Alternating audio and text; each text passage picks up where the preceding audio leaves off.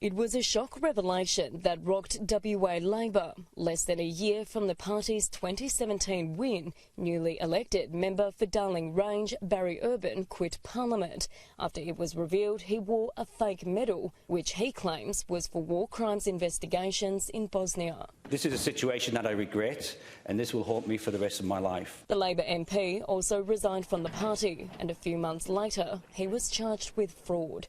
Police say Mr Urban not only lied about his overseas police service and educational history, but that he also forged documents, including 2 British university certificates. It was really the only damaging scandal the McGowan government have had. I feel as though it's ancient history. I don't think voters will be focused on it at all when they go to the polls in March. What Labor hopes voters will instead be focused on is the departure of one of its greatest success stories.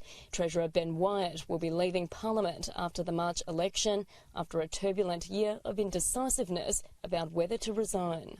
It will be a blow for the government. He provides enormous intellectual horsepower to the government's arguments. He also provides fiscal discipline to the government.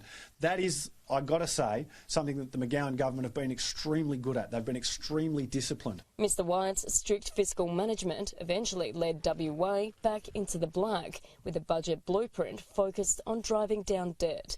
At the beginning of 2020, the member for Victoria Park announced his resignation. I think it's the right call, I think, professionally and personally. A decision he retracted when the pandemic took hold.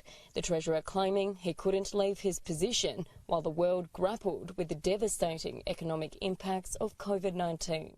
But WA bounced back fairly quickly, with the cost of its hard border arguably offset by social freedoms, iron ore prices reaching new highs, and a significant state government stimulus spend to support those counting the COVID cost.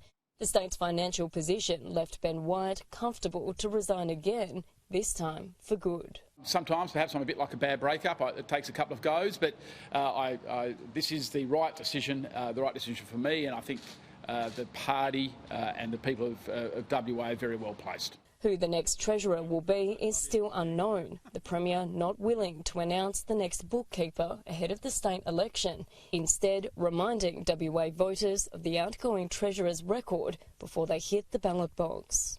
He's been the outstanding Treasurer of Australia bar none, at least for the last decade, and he has delivered surpluses, he has driven down debt, he has engaged in economic reform. He's done things that other governments couldn't dream of. Emily Evans, Sky News, Perth.